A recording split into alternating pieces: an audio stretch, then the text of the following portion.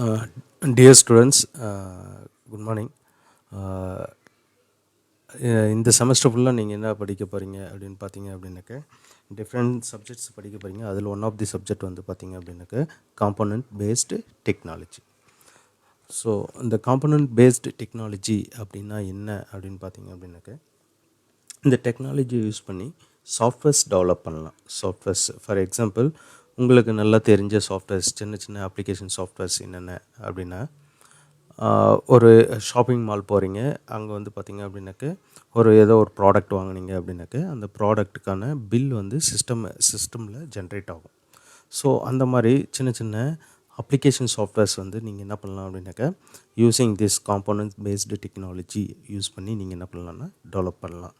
அது என்ன sir component based technology அப்படின்னு பார்த்தீங்க அப்படின்னாக்க, இப்படி நீங்கள் ஜாவாவாக இருக்கட்டும், இல்லை சி ப்ளஸ் ப்ளஸ்ஸாக இருக்கட்டும், ஸோ கோடிங் எழுதுனீங்க அப்படின்னாக்க நீங்கள் வந்து ஒரு ஆப்ஜெக்டை நீங்கள் கொண்டு வரணும் அப்படின்னாக்கா அதுக்குன்னு நீங்கள் கோடிங் தனியாக எழுதணும். இந்த மாதிரி காம்போனன்ட் பேஸ்டு டெக்னாலஜியில் என்ன இருக்கும் அப்படின்னாக்கா ஃப்ரீ டிஃபைன்டு கிளாஸஸ் இருக்கும். Free defined classes and libraries and components இருக்கும். ஸோ அந்த காம்போனன்ட்ஸை யூஸ் பண்ணி நீங்கள் என்ன பண்ணலாம் அப்படின்னாக்கா சாஃப்ட்வேர்ஸை டெவலப் பண்ணலாம்.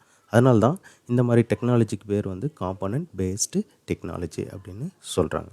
ஸோ காம்போனன்ட்ஸ்னால் என்ன சார் அப்படின்னு பார்த்தீங்க அப்படின்னாக்க, for example text box, label box, combo box, options. So இதை பற்றியெல்லாம் நீங்கள் கிளியராக படிப்பீங்க, ஜஸ்ட்டு தெரிஞ்சுக்குங்க. இந்த மாதிரி ஆப்ஜெக்ட்ஸை தான் நீங்கள் என்ன சொல்லுவீங்க அப்படின்னாக்கா காம்போனன்ட்ஸ் அப்படின்னு சொல்லுவீங்க. ஸோ அந்த காம்போனன்ட்ஸை வந்து பேஸ் பண்ணி ஒரு சாஃப்ட்வேர் நாம் வந்து டெவலப் பண்ணுறதுனால, ஸோ இந்த சாஃப்ட்வேருக்கு பேர் வந்து இந்த மாதிரி மெத்தடில் சாஃப்ட்வேரை டெவலப் பண்ணுறதுக்கு பேர் வந்து காம்போனன்ட் பேஸ்டு டெக்னாலஜி. சரிங்களா? ஸோ இந்த காம்போனன்ட் பேஸ்டு டெக்னாலஜி படிக்கிறதுனால நம்ம என்ன தெரிஞ்சிக்க முடியும் அப்படின்றது தான் அப்ஜெக்டிவ்ஸ். ஸோ அந்த அப்ஜெக்டிவ்ஸ் என்னன்றதை நெக்ஸ்ட் ஸ்லைடில் பார்க்கலாம். அப்ஜெக்டிவ்ஸ். ஸோ ஏற்கனவே நான் உங்களுக்கு வந்து சிலபஸ் வந்து சென்ட் பண்ணிட்டேன். சிலபஸில் பார்த்தீங்க அப்படின்னாக்க என்னென்ன படிக்க போகிறோம் அப்படின்றது டீட்டெயில்டாக இருக்கும். சரிங்களா? அப்படி இந்த சிலபஸை கம்ப்ளீட்டாக நீங்கள் முடிச்சிட்டிங்க அப்படின்னாக்க ஒரு ஸ்டூடெண்ட் என்ன தெரிஞ்சுக்கலாம் அப்படின்னு பார்த்தீங்கன்னா, major elements of .NET framework. .NET ஃப்ரேம்வொர்க்கில் இருக்கிற மேஜர் எலமெண்ட்ஸை பற்றி நீங்கள் தெரிஞ்சுக்கலாம். ப்ளஸ் வந்து பார்த்தீங்க அப்படின்னாக்க C# என்ன, C# என்ன, அது இந்த ப்ரோக்ராமிங் லாங்குவேஜ் எப்படி நம்ம வந்து இம்ப்ளிமெண்ட் பண்ணுறது, அதாவது சாஃப்ட்வேர் டெவலப் பண்ணுறதுக்கு எப்படி நம்ம யூஸ் பண்ணுறது அப்படின்றத பற்றி டீட்டெயிலாக தெரிஞ்சுப்பீங்க. நெக்ஸ்ட் வந்து பார்த்திங்க அப்படின்னாக்க ஐடிஇ அதாவது இன்டகிரேட்டட் டெவலப்மெண்ட் என்வாயர்மெண்ட். அதாவது இந்த சப்ஜெக்டில் நாம் படிக்கிற ஐடிஇ பேர் வந்து பார்த்திங்க அப்படின்னாக்க விசுவல் ஸ்டுடியோ. ஸோ விசுவல் ஸ்டுடியோவை யூஸ் பண்ணி தான் நம்ம என்ன பண்ண போகிறோம் அப்படின்னாக்க சாஃப்ட்வேர்ஸ் வந்து டெவலப் பண்ண போகிறோம். சரிங்களா? ஸோ அந்த ஐடின்னா என்ன, அதில் நம்ம எப்படி சாஃப்ட்வேர் டெவலப் பண்ணுறது, அதை பற்றி நீங்கள் கம்ப்ளீட்டாக தெரிஞ்சுப்பீங்க. ப்ளஸ் வந்து பார்த்திங்க அப்படின்னாக்கா C# latest syntax and features பற்றி நீங்கள் வந்து இதில் கம்ப்ளீட்டாக தெரிஞ்சுப்பீங்க. நெக்ஸ்ட் வந்து ஆப்ஜெக்ட் ஓரியன்டட் டிசைன்னா என்ன அப்படின்றதையும் பற்றி தெரிஞ்சுப்பீங்க. அதே மாதிரி பார்த்திங்க அப்படின்னாக்க application development using Windows form, இதை பற்றி நீங்கள் தெரிஞ்சுப்பீங்க கம்ப்ளீட்டாக.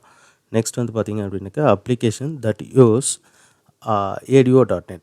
ADO.NEட்னா என்ன, ஸோ அது எப்படி வந்து நம்ம ஐடியில் இம்ப்ளிமெண்ட் பண்ணுறது அப்படின்றத பற்றி, அதாவது விசுவல் ஸ்டுடியோவில் எப்படி இம்ப்ளிமெண்ட் பண்ணுறதை பற்றி தெரிஞ்சுப்பீங்க. நெக்ஸ்ட் வந்து பார்த்திங்க அப்படின்னாக்க C#.NET யூஸ் பண்ணி காம்போனன்ட்ஸ் எப்படி வந்து க்ரியேட் பண்ணுவீங்க.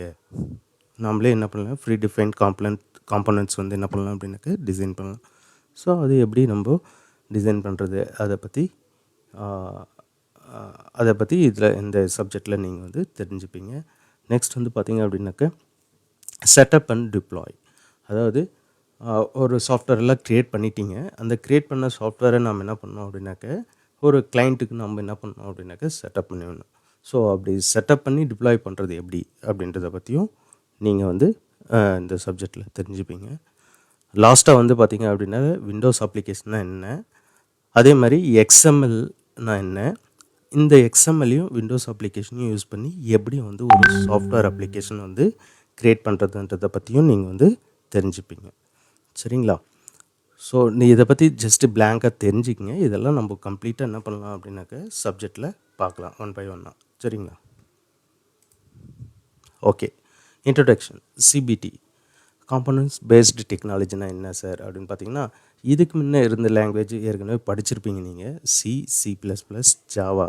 ஸோ இந்த மாதிரியான லாங்குவேஜஸ்லாம் வந்து பார்த்திங்க அப்படின்னா கொஞ்சம் இம்ப்ளிமெண்ட் பண்ணுறதுக்கு வந்து நீங்கள் மேனுவலாகவே எல்லா கோடிங்கும் எழுத வேண்டியதாக இருக்கும். சரிங்களா? ஒரு டிசைன் பண்ணணும் அப்படின்னா கூட ஒரு டெக்ஸ்ட் பாக்ஸ் இன்க்ளூட் பண்ணணும்னா கூட அந்த டெக்ஸ்ட் பாக்ஸுக்கு நீங்கள் கோடிங் எழுதணும். பட் யூஸிங் அந்த சிபிடி காம்பனன்ட் பேஸ்ட் டெக்னாலஜியில் நீங்கள் கோடிங் எழுத தேவையில்ல. ஜஸ்ட் அந்த ஆப்ஜெக்டை எடுத்து நீங்கள் ப்ளேஸ் பண்ணி எழுதிட்டு போயிட்டே இருக்கலாம். சரிங்களா? அதே மாதிரி ஏன் சார் இது சிபிடி டெக்னாலஜி யூஸ் பண்ணுறாங்க அப்படின்னு பார்த்தீங்க அப்படின்னாக்க very very easy to develop. ஒரு சாஃப்ட்வேர் டெவலப் பண்ணுறது வந்து ரொம்ப ரொம்ப ஈஸி. சரிங்களா? அதே மாதிரி ஈஸியாக லேர்ன் பண்ணிக்கலாம். யார் வேணுனாலும் இதை லேர்ன் பண்ணிவிட்டு சாஃப்ட்வேர்ஸ் வந்து டெவலப் பண்ணலாம். சரிங்க? அதனால தான் வந்து பார்த்திங்க அப்படின்னாக்க காம்பனன்ட் பேஸ்ட் டெக்னாலஜியை யூஸ் பண்ணுறாங்க. நாம் ஏற்கனவே சொன்னேன், இந்த சப்ஜெக்டில் நாம் காம்பனன்ட் பேஸ்டு டெக்னாலஜி ஐடிஇ என்ன யூஸ் பண்ண போகிறோம் அப்படின்னு பார்த்தீங்க அப்படின்னாக்க மைக்ரோசாஃப்ட் விசுவல் ஸ்டுடியோ தான் நம்ம இதில் யூஸ் பண்ண போகிறோம். ஸோ அந்த விசுவல் ஸ்டுடியோவில் டிஃப்ரெண்ட் வெர்ஷன்ஸ் இருக்குது. அதில் நாம் இந்த கிளாஸில் ஃபுல்லாக என்ன பார்க்க போகிறோம் அப்படின்னாக்க 2013 வெர்ஷனை யூஸ் பண்ணி நம்ம பார்க்க போகிறோம். அப்படி என்ன சார் சாஃப்ட்வேர் சொல்கிறீங்க, என்ன சாஃப்ட்வேர்னு பார்த்தீங்க அப்படின்னாக்க நிறைய விண்டோஸ் அப்ளிகேஷன்ஸ் நீங்கள் லைஃப் டைமில் பார்த்துருப்பீங்க. ஃபார் எக்ஸாம்பிள் இந்த பில்லிங் போடுறது, அக்கௌண்ட்ஸ் மெயின்டைன் பண்ணுறது, பேங்கிங் சிஸ்டம்ஸு. ஸோ இந்த மாதிரியான அப்ளிகேஷன்ஸ் எல்லாம் இந்த மாதிரி ஐடி யூஸ் பண்ணி தான் என்ன பண்ணியிருப்பாங்க அப்படின்னாக்க க்ரியேட் பண்ணியிருப்பாங்க. சரிங்களா? இந்த ஐடிஇ ஏன் யூஸ் ஆகுது, அகைன் எதுக்காக சொல்கிறேன், ஏன் யூஸ் ஆகுதுன்னு பார்த்தீங்க அப்படின்னாக்க ஈஸியாக ஒரு சாஃப்ட்வேரை டவுன்லோட் பண்ணிடலாம், டிசைன் பண்ணிடலாம். ஸோ அதுக்காக தான் யூஸ் பண்ணுறோம். அதே மாதிரி இந்த ஐடிஇன்றது வந்து கலெக்ஷன் ஆஃப் காம்போனன்ட்ஸு வச்சுருக்கோம். ஸோ அந்த காம்போனண்ட்டை யூஸ் பண்ணி நம்ம வெப் அப்ளிகேஷனோ அல்லது விண்டோஸ் அப்ளிகேஷனோ நம்ம வந்து க்ரியேட் பண்ணிடலாம். அப்படி என்ன சார் வெப் அப்ளிகேஷன் என்ன, விண்டோஸ் அப்ளிகேஷன்னா என்னன்றதெல்லாம் இனி வரும் கிளாஸஸில் வந்து டீட்டெயில்டாக நம்ம பார்த்துக்கலாம். சரிங்களா? அதே மாதிரி பார்த்திங்க அப்படின்னாக்க ஒன்ஸ் நீங்கள் க்ரியேட் பண்ணிட்டீங்க சாஃப்ட்வேர், அந்த சாஃப்ட்வேர் வந்து க்ரியேட் பண்ணிவிட்டு டிப்ளாய் பண்ணிவிட்டு கஸ்டமருக்கு கொடுத்துட்டீங்க, தட் இஸ் உங்கள் கிளைண்ட்டுக்கு கொடுத்துட்டீங்க அப்படின்னாக்க ஸோ கிளைண்ட் யூஸ் பண்ணுவார். கிளைண்ட் யூஸ் பண்ணிவிட்டு அதில் எதனா பக்ஸ் இருக்கும், எரர் இருக்கும், அவர் நம்மளுக்கு ரிப்போர்ட் பண்ணுவார். அந்த ரிப்போர்ட் பண்ணுற அந்த அவருடைய ரெக்குயர்மெண்ட்டுக்கு தகுந்தாப்பில் மறுபடியும் நான் அந்த சாஃப்ட்வேரை என்ன பண்ணணும் அப்படின்னாக்க டிசைன் பண்ணி அவருக்கு நம்ம கொடுக்கணும்.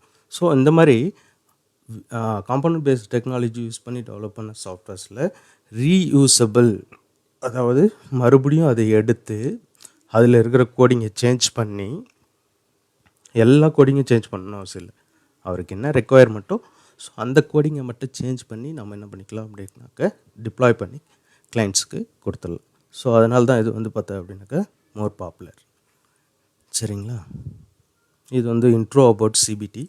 ஸோ நெக்ஸ்ட் வந்து அதனுடைய டிசைன் ப்ராசஸ் எப்படி இருக்கும் அப்படின்னு பார்த்தீங்க அப்படின்னாக்க ஃபஸ்ட்டு ரெக்குயர்மெண்ட்டு.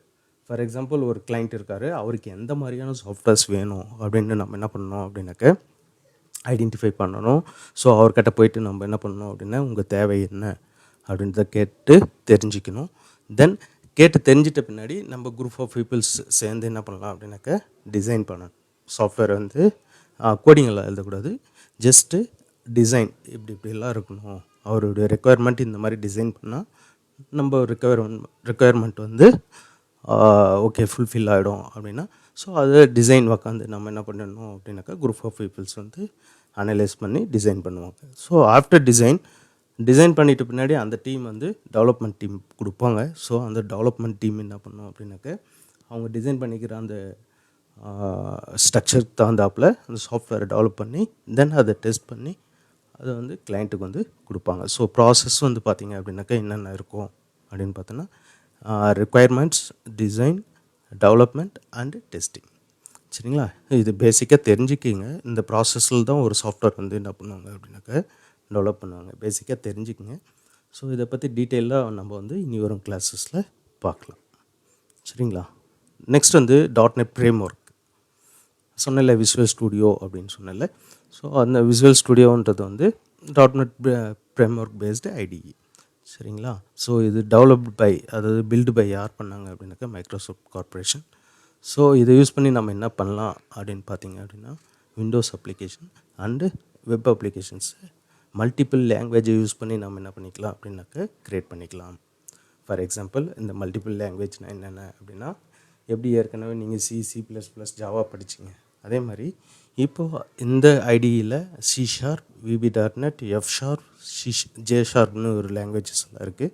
ஸோ இந்த லாங்குவேஜஸ் எல்லாம் யூஸ் பண்ணி நம்ம அப்ளிகேஷன்ஸை டெவலப் பண்ணலாம்.